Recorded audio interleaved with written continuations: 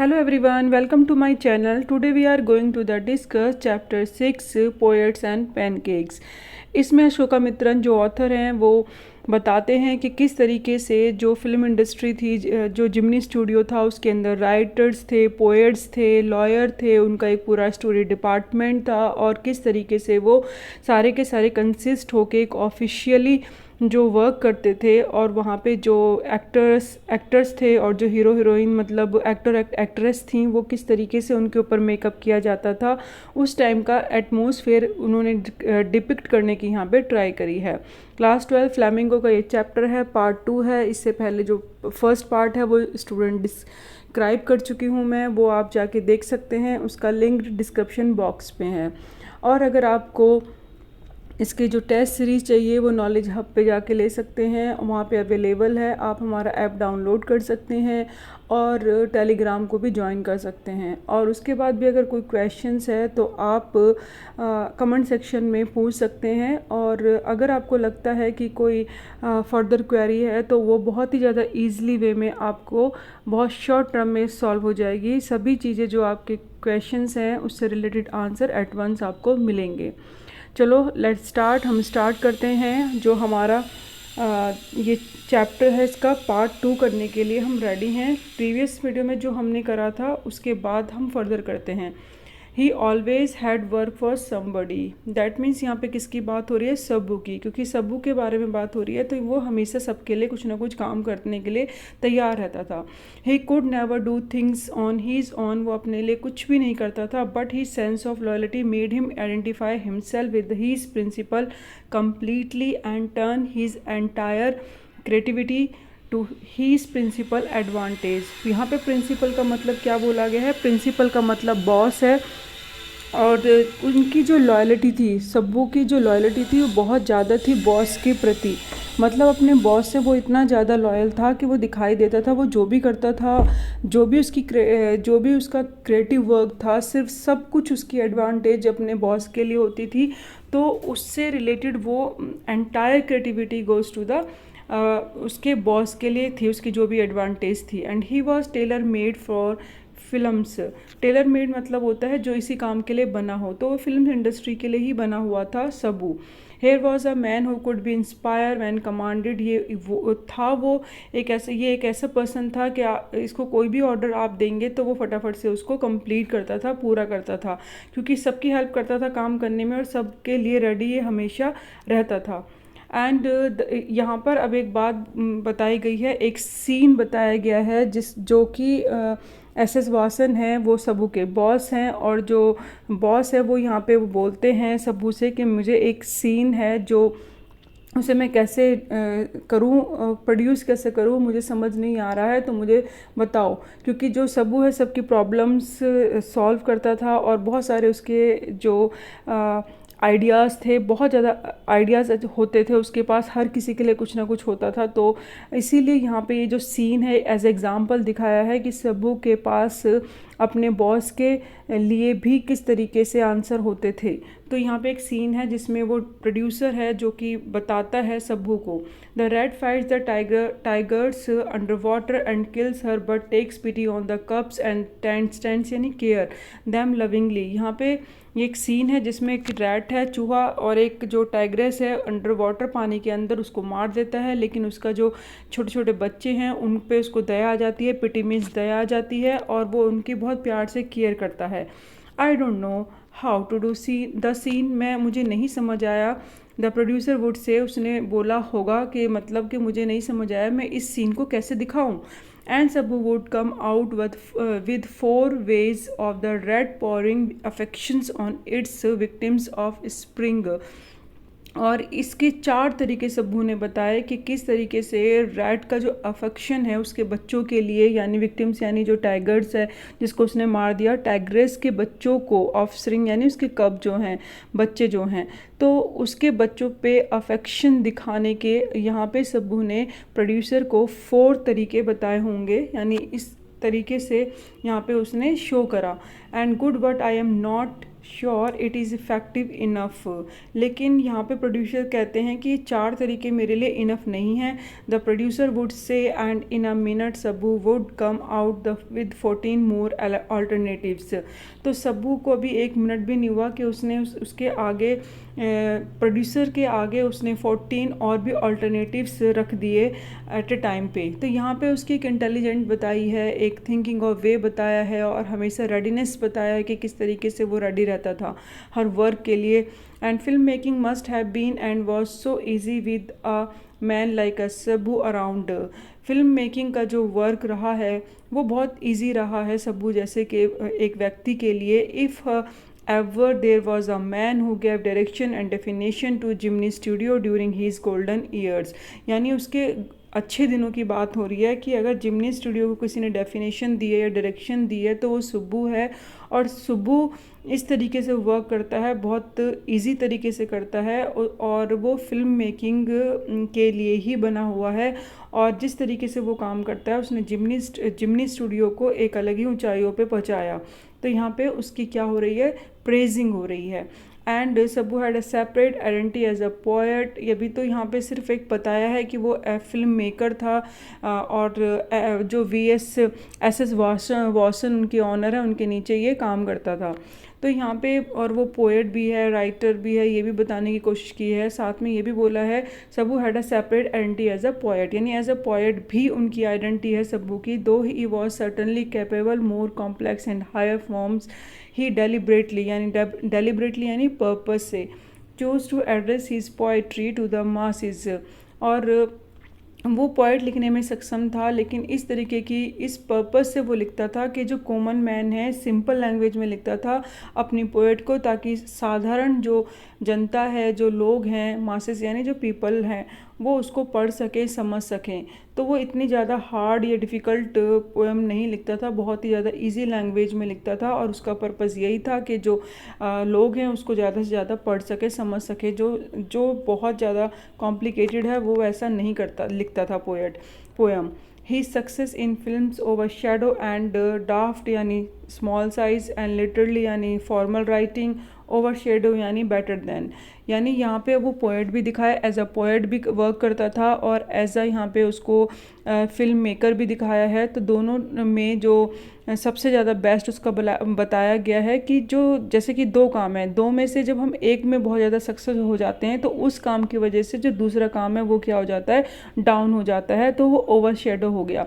यानी फिल्म का जो वर्क था वो ओवर शेडो हो गया, नहीं मतलब जो पोएट वाला वर्क था, पोएट्री राइटिंग वर्क था, वो ओवर शेडो हो गया। किसकी वजह से, फिल्म की वजह से, क्योंकि उसको फिल्म में बहुत ज़्यादा सक्सेस मिली।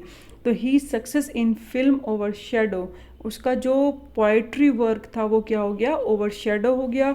यानी किसकी वजह से, फिल्म की वजह से। एंड ड्राफ्ट स्मॉल हो गया। और ही क्रिटिक्स फेल्ट, उसके जो जानने वाले थे, जो क्रिटिक्स थे, यानी जो कुछ ना कुछ बोलते हैं जिससे कि कमेंट्स देते हैं कि आप कैसे हो कैसे नहीं हो, तो जो उसके जानने वाले थे, जो क्रिटिक्स थे, उन्होंने उसको वो ये फील करते थे कि वो बेटर इसमें ज़्यादा है फिल्म में। And he compose several truly original story poems in folk refrain and Dickson.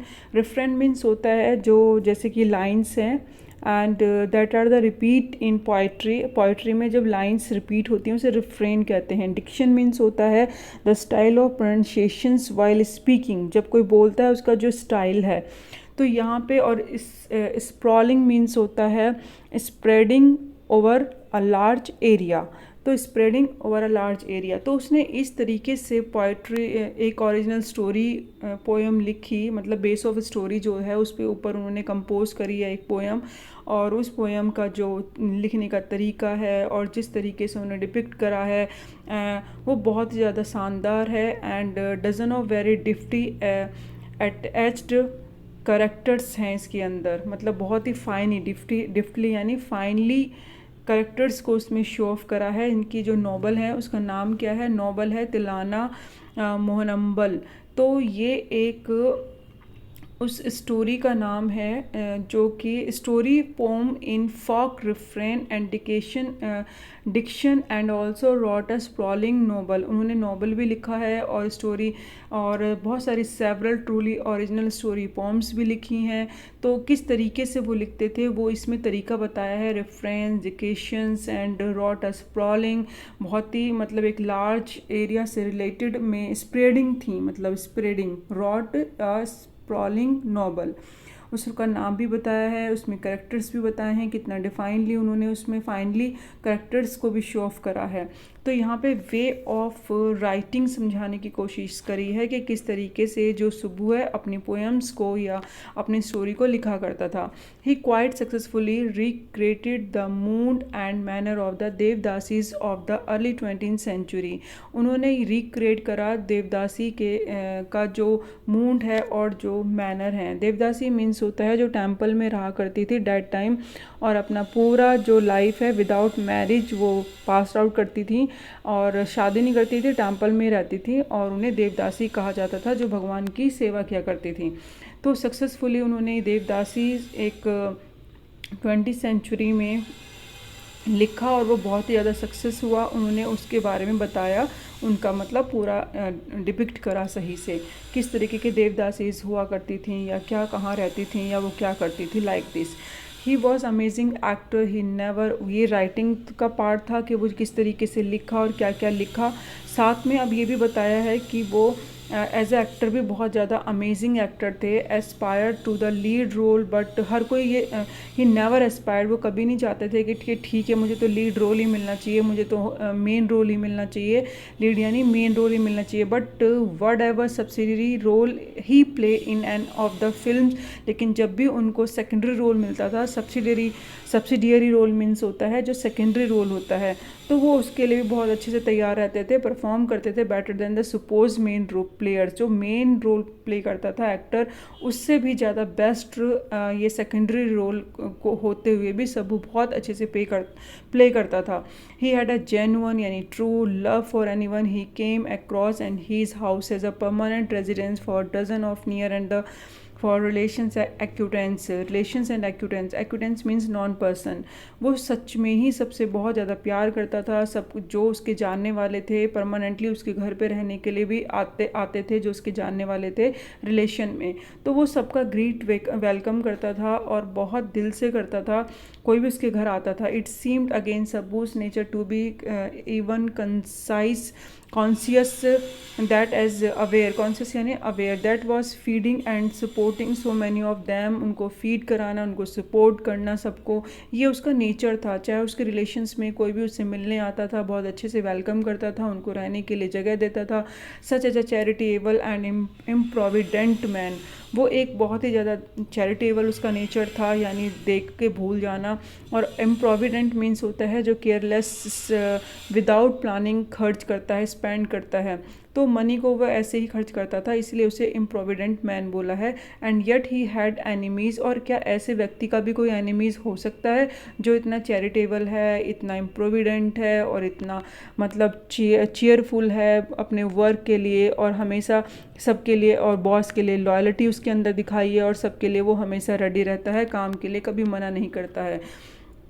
Was it because it seemed so close and intimate यानी फ्रेंडली विद द बॉस, क्या इसलिए तो नहीं है उसका कोई एनिमीज़। यहाँ पे उस ऑफिस बॉय को बोला है जो कि सब्बू को बिल्कुल पसंद नहीं करता है, तो यहाँ पे बोला है कि क्या इसलिए उसका एनिमी है कि वो बॉस के बहुत ज़्यादा करीब है, उसका क्लोज है। And was it the general demeanour that resemble sycophants और डिमिनोर मीन्स होता है एटीट्यूड यानी आपका अपीयरेंस कैसा है, और साइकोफेंट मीन्स होता है एक person who act obedient towards the boss always, यानी अपने ऑनर के लिए हमेशा लॉयल होना, ओबीडेंट होना, कहना मानना साइकोफेंट होता है। तो क्या इसीलिए जो उसका एनिमीज़ था यानी जो ऑफिस बॉय है इसलिए उसको पसंद नहीं करता था कि वो हमेशा बॉस का ओबीडेंट था और हमेशा उसकी अपीयरेंस बहुत अच्छी हुआ करती थी, and he is readiness to say nice thing about everything, और हमेशा सबके काम करने के लिए हाँ करता था और तैयार रहता था। एंड इन एनी सिचुएशन, कोई भी सिचुएशन कहाँ क्यों ना हो, वो हमेशा क्या रहता था, तैयार रहता था। In any case there was this man in the makeup department who would wish the dearest thing for Subbu.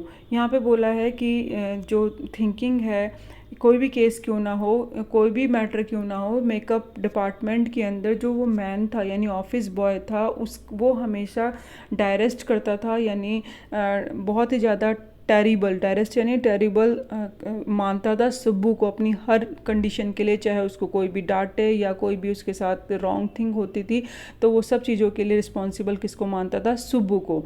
तो यहाँ पे ये बोला है कि एक ऐसे व्यक्ति का एनिमी है और वो है ऑफिस बॉय। तो क्या इसलिए तो नहीं क्योंकि वो उससे बेटर कर पाया, क्योंकि स्टार्ट तो दोनों ने ही करा था, सुब्बू ने भी और ऑफिस बॉय ने, लेकिन वो एक ऑफिस बॉय बन के रह गया। आए दोनों सेम वर्क के लिए थे और वो एक मतलब एक ऑनर के नीचे सेकंड पोजीशन पे है, जहाँ उसने अपने लिए एक मुकाम बनाया।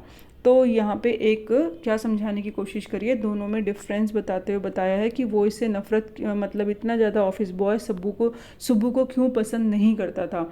You saw Subbu always with the boss but in the attendance roll. आप देखेंगे कि सुब्बू जो है हमेशा बॉस के साथ रहता था, लेकिन अटेंडेंस रोल जो है यानी जो रजिस्टर था उसके अंदर और भी थे। He was group under a department call the story department comprising a lawyer. Comprising means होता है कंसिस्ट, बहुत सारे लोग शामिल थे, सिर्फ एक सब्बू ही नहीं था, लेकिन वो बॉस के साथ दिखता था। बट अटेंडेंस रजिस्टर देखेंगे तो उससे पता चलता है कि जो यहाँ पे ये सब चीज़ें कौन बता रहा है, ऑथर हैं जो कि अशोकामित्रन, वो बता रहे हैं। एंड अंडर अ डिपार्टमेंट, उस डिपार्टमेंट में कौन आते थे, स्टोरी डिपार्टमेंट कहा जाता था। इसके अंदर ग्रुप था पूरा, बॉस और सब्बू है और उसके अलावा पूरा एक ग्रुप है, और पूरे डिपार्टमेंट को स्टोरी डिपार्टमेंट कहा जाता था, जिसके अंदर लॉयर हैं एंड असेंबली ऑफ राइटर्स और पोएट्स हैं। राइटर्स हैं, पोएट्स हैं और लॉयर हैं। लॉयर जो है was also officially known as a legal adviser. उसे लीगल एडवाइज़र के नाम से जाना जाता है and but everybody refer to him as the opposite. लेकिन वहाँ पे उसको उस अपोजिट में ही लिया जाता था कि नहीं, मतलब जो उसका वर्क है वो जस्ट उससे उल्टा है। एक्सट्रीमली टैलेंटेड एक्ट्रेस, एक बार की बात है, यहाँ पे एग्जांपल देके बताया है क्यों लॉयर को उस ऑफिशियल लीगल एडवाइज़र से अपोजिट समझा जाता था। एक टाइम की यहाँ पे इन्होंने एक एग्जांपल बताया है कि जो इवेंट हुआ था उस बेस पे ये लाइन कही गई है, तो पूरा एग्जांपल के साथ बताया है। एक्सट्रीमली टैलेंटेड एक्ट्रेस थी, मतलब एक बहुत अच्छी एक्ट्रेस थी, who was also extremely temperamental. लेकिन एक बार वो क्या हो जाती है, बहुत ज़्यादा टेम्परामेंटल हो जाती है। टेम्परामेंटल मीन्स होता है जब अपना कंट्रोल हमारे थिंकिंग पे नहीं होता और बहुत ज़्यादा गुस्सा आ जाता है। तो टेम्परामेंटल हो जाने की वजह से यहाँ पे एक ऐसी सिचुएशन आती है कि वो बहुत ज़्यादा क्या कहती है, टेम्पर लूज़ कर लेती है और बहुत ज़्यादा शाउट करती है, यानी अनरीज़न एवल चेंज हो जाना उसके मूड का। तो जब मूड चेंज हो जाता है तो बहुत ज़्यादा गुस्से में होती है, blue over on the set, और वहाँ पे क्या करने लग जाती है, मतलब बोलना स्टार्ट कर देती है और इस तरीके से बोलती है कि जो सामने वाले लोग होते हैं वो बिल्कुल सरप्राइज़ हो जाते हैं कि ये इतना ज़्यादा क्यों बोल रही है। मतलब जिस तरीके से वो सडनली और अनएक्सेप्टेडली, ब्लू ओवर मीन्स क्या होता है, सडनली और अनएक्सेप्टेडली उसने बोला, तो वो बहुत क्या था, एक स्टन करने वाला था, एक बिल्कुल चौंका देने वाली बात थी। तो यहाँ पे वही है, and while everyone stood stunned, यानी सब सरप्राइज हो गए, हक्का बक्का रह गए कि कैसे ये क्या हो रहा है। द लॉयर क्वाइटली, सब उस टाइम पे खड़े होके देख रहे थे, बट जो लॉयर है उसने क्वाइटली स्विच ऑन कर दिया रिकॉर्डिंग इक्विपमेंट का, कि जिस टाइम पे वो कुछ बोल रही थी तो वो रिकॉर्ड हो रहा था। व्हेन द एक्ट्रेस पोज, और जब एक्ट्रेस चुप हो गई, सांस लेने के लिए वो रुकी, the lawyer said to her, उससे बोला, फिर लॉयर ने उस एक्ट्रेस से बोला, 1 मिनट मैम प्लीज़ लिसन, वो प्ले बैक द रिकॉर्डिंग। और जो उस टाइम पे वो टेम्परामेंटल जब हो गई थी, उस टाइम पे उन्होंने जो बोला था उसकी रिकॉर्डिंग यहाँ पे लॉयर उसको सुनाते हैं। देयर वॉज नथिंग इंक्रिमिनेटिंग, यहाँ पे कुछ ऐसा तो नहीं था कि बहुत ज़्यादा इंक्रिमिनेटिंग हो, जो मतलब इंक्रिमिनेटिंग मीन्स होता है making someone appear guilt and crime wrong doing, ऐसा कुछ भी नहीं था। और जो कि अनमेंशनेबली था, मतलब फाउल अबाउट या कि बैड लगे। And the actress tired against the producer, और उसने कुछ ऐसा नहीं बोला था प्रोड्यूसर के अगेंस्ट में। A long angry speech, tired means होता है long angry speech, foul means होता है बैड, अनमेंशन एवली यानी उसकी स्पीच में ऐसा कुछ भी नहीं था जिससे बहुत ज़्यादा क्राइम लगे या बहुत ज़्यादा प्रोड्यूसर के अगेंस्ट उसने कुछ बोला हो, नहीं, सिर्फ एक एंग्री स्पीच थी उसकी। And but when he heard her voice again through her sound equipment, लेकिन जब वो रिकॉर्डिंग सुनती है, यानी जो इक्विपमेंट में रिकॉर्ड हो चुका था, शी वॉज स्ट्रक डम, वो बहुत ज़्यादा शॉक्ड हो जाती है। A girl from the country side, वो गाँव से बिलोंग करती थी।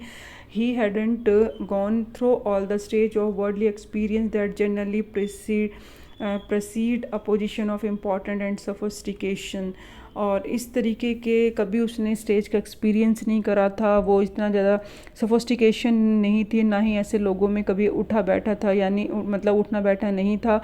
और मतलब सोफिस्टिकेशन यानी सिविलाइज जो स्पीकिंग होती है, बोलने का एक तरीका होता है, या हम बहुत वेल मैनर्स में रहते हैं, तो वो वैसे बिल्कुल भी नहीं थी। उसके बोलने से पता चल रहा था कि वो गांव से बिलोंग करती है, और ऐसे ही बस जनरली उसकी स्पीकिंग से पता चल रहा था, इसलिए उसको ज़्यादा रियलाइज़ हुआ। She had found herself catapulted into, तो यहाँ पे कैटापल्टेड मीन्स है मूव सडनली। ये सब सुन के वो सडनली वहाँ से चली जाती है, और एट वंस बड़ी बहुत ज़्यादा स्पीड से वहाँ से जाती है। She never quite recovered from the terror she felt that day, उस दिन वो बहुत ज़्यादा डर गई थी, और वो कभी भी उसको रिकवर नहीं कर पाई उस डर को।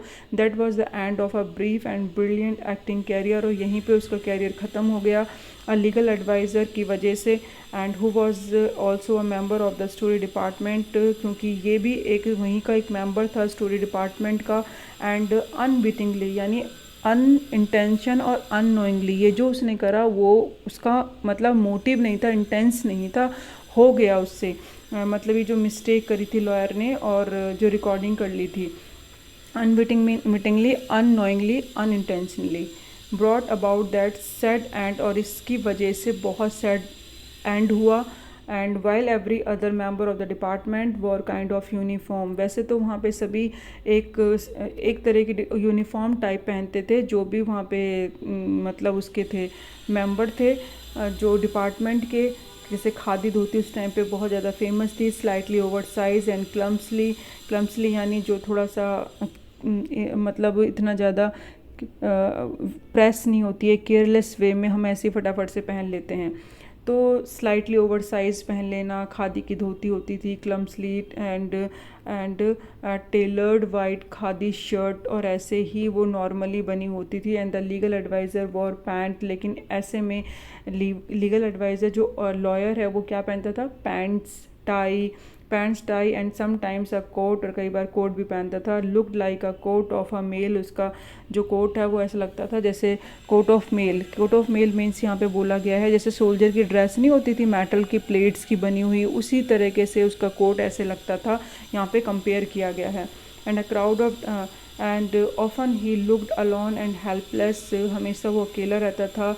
And a man of cold logic, यानी हेल्पलेस और अलोन था, किसी से उससे कोई उसको लेना देना नहीं था। कोल्ड लॉजिक मीन्स होता है जब हम बहुत ज़्यादा क्या होते हैं, अपने आप में डिपेंड होते हैं, मतलब does not given important social dynamics personality and emotion to someone, जब हम किसी को इतनी इम्पोर्टेंस नहीं देते, अपने आप को ज़्यादा इम्पोर्टेंस देते हैं।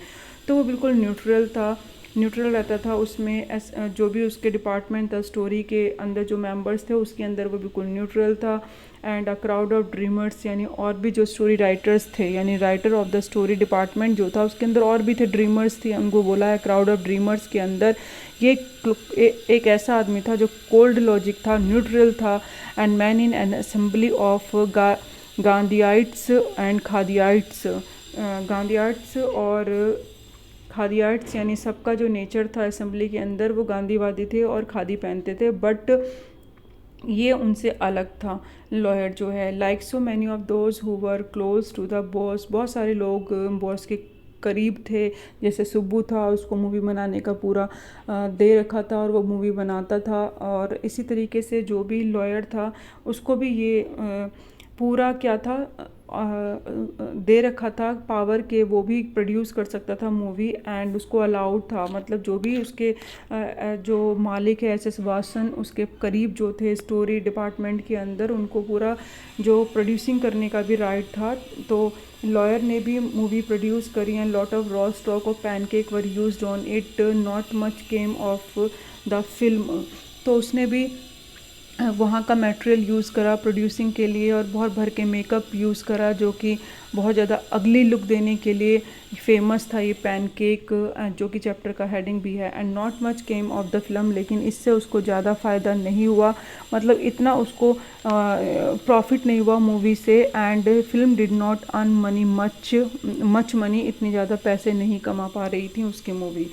एंड देन वन डे, एक दिन की बात है, the boss close down the story department, उन्होंने क्लोज कर दिया, बंद कर दिया जो स्टोरी डिपार्टमेंट था। This was a perhaps the only instance in all the human history where a lawyer lost his job because the poets were asked to go to home. History के अंदर ये एक पहला उदाहरण होगा जहाँ पे एक लॉयर की जॉब इसलिए गई कि स्टोरी डिपार्टमेंट बंद हो रहा है वहाँ पे, क्योंकि सब क्या कौन कौन थे, पोएट्स थे, और उन सबको जाने के लिए अपने अपने घर जाने के लिए कह दिया था।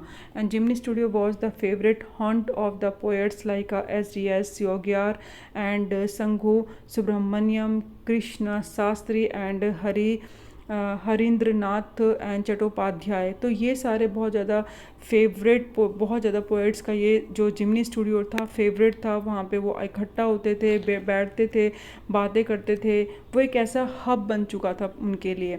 इट है ना excellent mess with supply. Mess means होता है कि जहाँ पे आप टी कॉफ़ी पी सकते हैं एंड बात कर सकते हैं, मतलब अपनी एक छोटी सी कैंटीन टाइप, जिसमें आपको मील मिलेगा, लेजर टाइम जहाँ पे आप अपना स्पेंड कर सकते हो, and one is not a working place like this. Excellent ways supply good coffee and all the times of the day for the most part of the night।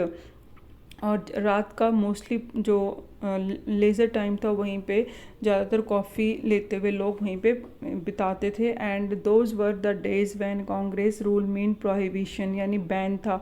लेकिन उस time पे कांग्रेस के टाइम पे ऐसी meeting करना बिल्कुल allowed नहीं था, लेकिन फिर भी जिमनी स्टूडियो एक ऐसा स्टूडियो था जहाँ पे बैठ के लोग मीटिंग कर सकते थे, over a cup of coffee P सकते थे, रेदर सेटिस्फाइड एंटरटेनमेंट, और अपने आप को एंटरटेनमेंट कर सकते थे। And barring the office boy except bearing any except the office boys and a couple of clerks, everybody else at the studios radiate leisure a prerequisite for a poetry। यहाँ पे जो ऑफिस बॉय और clerks हैं या उनके अलावा थे जो भी स्टूडियो के अंदर, सब अपना टाइम लेज़र टाइम यानी जो वर्किंग का टाइम नहीं होता उसके अलावा का जो फ्री टाइम होता है उसको बिताने के लिए आते थे।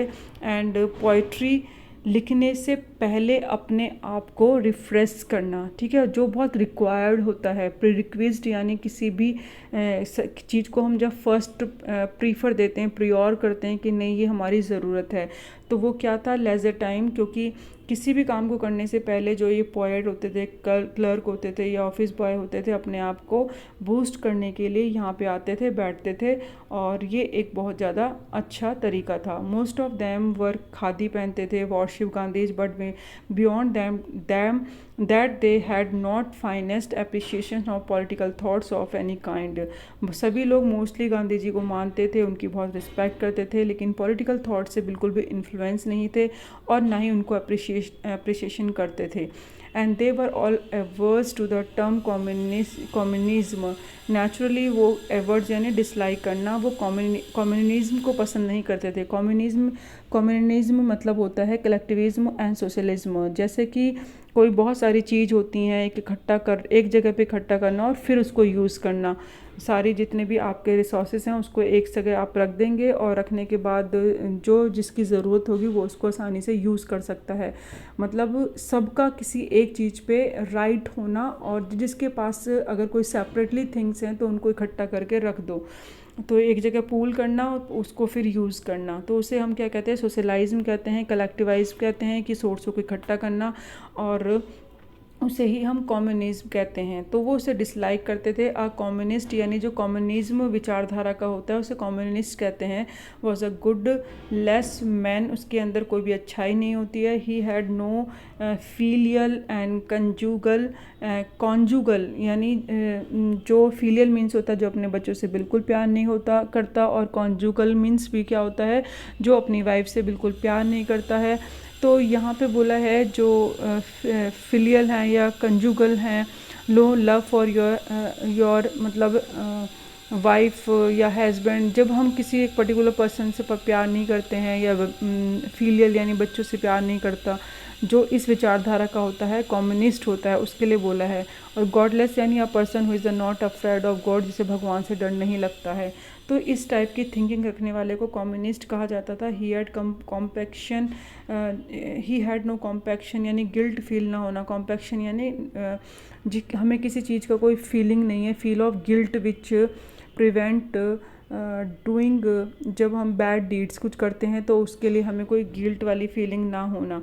And killing his own parents और हीज चिल्ड्रन, चाहे उसने अपने बच्चों को मारा हो या फिर पेरेंट्स को मारा हो। He was always out to cause and spread unrest and violence among innocent ignorant person. और ऐसा जो पर्सन होता है, कम्युनिस्ट होता है, वो बहुत वायलेंस वाला होता है। और जो बहुत सिंपल साधारण वाले पर्सन होते हैं, उनको मारना, उनको परेशान करना, वायलेंस करना, यही इनका काम होता है। कम्युनिस्ट की जो थॉट रखने वाले पर्सन होते हैं। Such notion which prevail everywhere else in South India in that time, उस टाइम पे ये जो विचारधारा थी बहुत जल्दी से फैल रही थी। और स्पेशली साउथ की बात करें तो वहाँ पे ये ज़्यादा स्प्रेड हो रही थी। नेचुरली फ्लॉटेड ओवर वैगली अनक्लियरली, मतलब वो क्या था, कहीं ना कहीं दिख रहा था। वैगली यानी अनक्लियर, एंड जो कि हम इतना ज़्यादा अभी क्लियर नहीं था, दैट मीन्स, बट फिर भी वो चीज़ें हो रही हैं। अमंग द खादी क्लैड यानी जो कपड़े पहनने वाले थे खादी के, पोएट्स ऑफ जिमनी स्टूडियो, तो उनको स्पष्ट तो नहीं कह सकते, बट फिर भी कहीं ना कहीं उनको जो पोएट थे, evidence of its soon fourth coming यानी अबाउट ऑफ लग रहा था कि ये होने वाला है, अबाउट हैपन यानी अपियर होने वाला है। तो ये सब एविडेंस उनको कहीं ना कहीं से दिख रहे थे ऐसे होने के, कि कम्युनिस्ट विचारधारा जो है बहुत ज़्यादा फ्लॉट हो रही है, बहुत ज़्यादा साउथ में देखने को मिल रही है।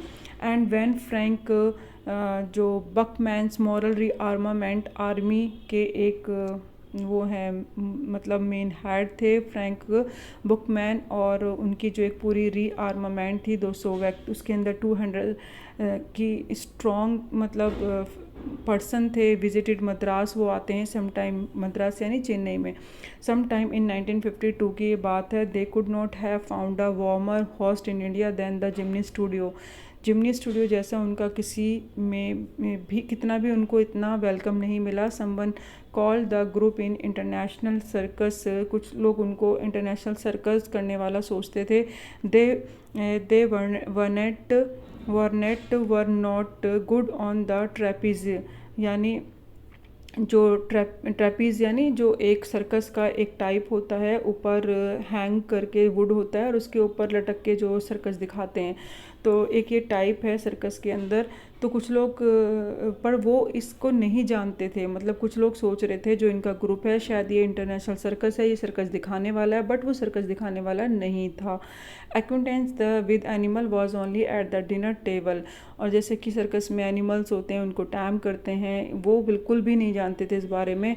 सिर्फ वो जानते थे एनिमल को डिनर के टाइम पे, क्योंकि वो जो नॉन वेजिटेरियन थे इसीलिए। But the presented to play in a most professional manner the Jontham Valley and the forgotten factor ran several show the Madras and along with the other citizens of the cities the Jimny families of 600 saw the plays over and over again।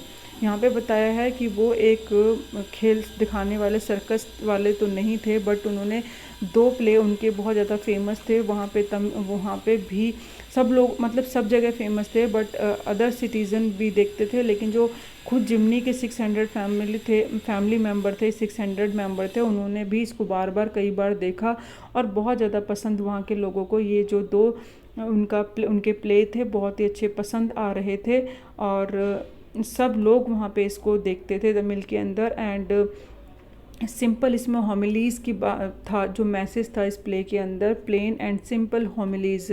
होमिलीज़ means होता है कि जब हम एक religious message देते हैं और कुछ हम समझाने की कोशिश करते हैं। तो तमिल ड्रामा कम्युनिटी, जो तमिल की मद्रास के अंदर जो खुद की तमिल ड्रामा कंपनी थी, the message of the play but the set and costume were first rate Madras and the Tamil drama community were, जो उनका वहाँ का सेट था, जो कॉस्ट्यूम थी, वो तमिल ड्रामा कम्युनिटी ने भी क्या करा, वर टेरिबली इम्प्रेस, वो बहुत ज़्यादा उनसे इम्प्रेस हुए और उन्होंने उसको अपने शोज़ में दिखाना शुरू करा।